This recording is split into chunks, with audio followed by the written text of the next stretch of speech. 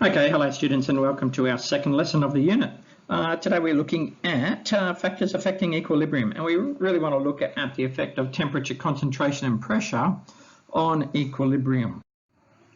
So if we think about first of all our position of equilibrium, it's a ratio of the amount of reactants to the amount of products, and the position of equilibrium can be modified by adding or removing a chemical or a substance from that reaction, be it a reactant or a product. We could change the pressure, for example, changing the volume in gases, or change the concentration, for example, if we're diluting a solution.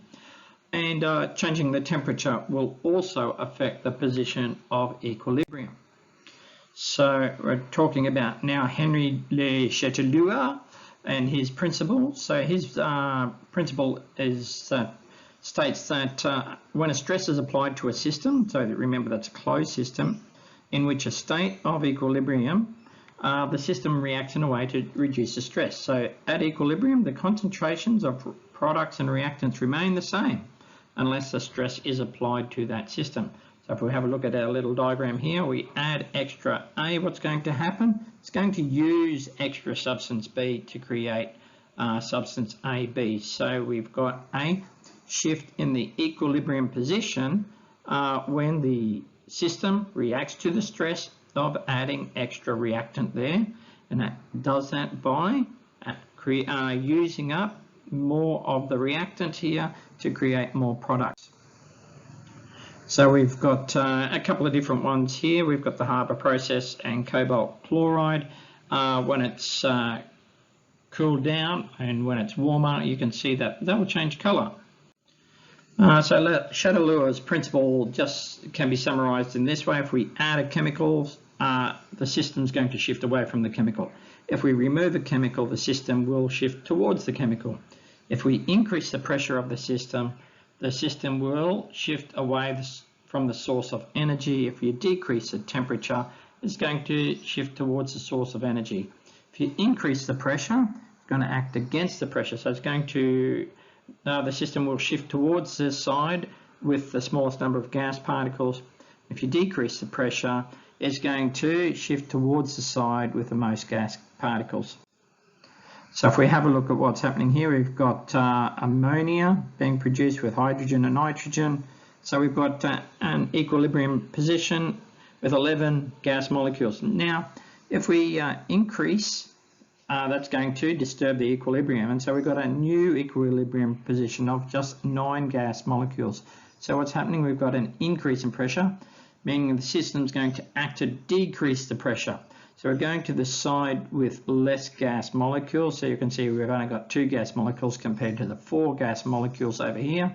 So we're favouring the right-hand side of the equation here. So we've got a couple of different graphs here to demonstrate the disruption in an equilibrium. So we'll look at the first one. So we've got nitrogen and hydrogen, and what have we got here? Producing ammonia. We've got the dotted line, so remember that's the reverse reaction. These lines are equal, so we're in equilibrium, so we've got the reverse reaction going as well. Now we've got an increased concentration of nitrogen gas in this case, so we've got more reactants, so it's a forward reaction. And so what's happening is there's going to be more frequent collisions between nitrogen and hydrogen molecules, so that's going to produce more ammonium. So the forward rate of the reaction instantly increases. So you can see that it goes up instantly. Now step 3, as the concentration of ammonia increases and more frequent collisions occur between ammonia molecules, the rate of the reverse reaction actually increases as well. So we're reforming some more nitrogen-hydrogen molecules that's indicated here. And then finally, ultimately, the rates of the forward and reverse reactions become equal again, and the new equilibrium is established. So what are we doing? We're reforming these, so that's going to increase, show that there in that curved line. Now if we have a look on the middle diagram here, what have we got an increase in? We've got an instant increase in nitrogen gas, so the same as before. So we're using more hydrogen to create more ammonia.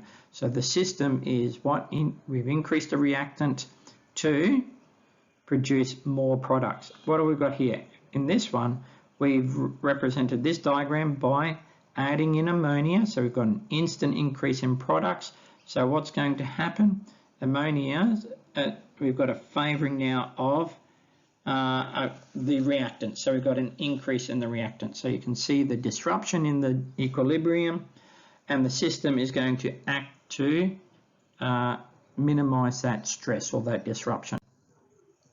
Have a look at this one. We've got phosphorus pentachloride, and we're going to add heat to it to produce phosphorus trichloride and chlorine gas. So when you add extra products, we're going to add in extra gas particles for adding pressure. What else? So we're going to have to shift that to the left. So we have to remove the heat. So we're going to move away from the reactants and remove the PCl5 away from the reactants then. Ocean acidification is quite an interesting conundrum facing the world today. So we are quite aware of an increase in the atmospheric carbon dioxide. And we can also note the correlation then between the increase in atmospheric carbon dioxide as well as the average surface temperature of Earth. And so we call that global warming. But it also has an interesting impact on ocean acidification. So if we have a look here, we've got carbon dioxide gas, increased amounts in the atmosphere. So there's more gas in the atmosphere, some extra will be dissolved into the ocean. Now there's a reaction in the ocean where carbon dioxide gas, which is dissolved, reacts with water to produce what? Hydronium or hydrogen ions and hydrogen carbonate ions. Now what's also going to happen is these hydrogen carbonate ions will be increased. So there's a secondary reaction that occurs, and this hydrogen carbonate ions will increase. So we're producing more hydrogen ions and more carbonate ions here. So this dissociates twice. So we remove the hydrogen ion out of the hydrogen carbonate to produce carbonate.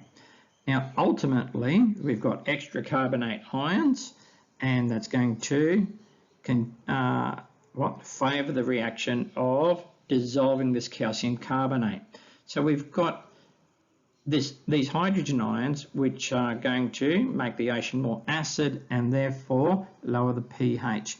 Now interestingly, if we have problems with lakes getting acidified, you can just add in calcium carbonate, which is limestone, and that will go through those chain of events to counteract the ocean acidification or the removal of the hydrogen ions here and here to increase the pH and bring them back to neutral.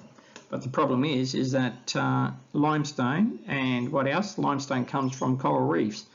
So limestone is just fossilized coral reef. So our coral reefs are being dissolved due to this extra carbon dioxide from the atmosphere being dissolved into the ocean. So, are you able to explain and predict the effect of temperature change and concentration and pressure change using Le Chatelier's principle and how they disrupt equilibrium? When you can, I'd like you to work on the mastery exercises, please.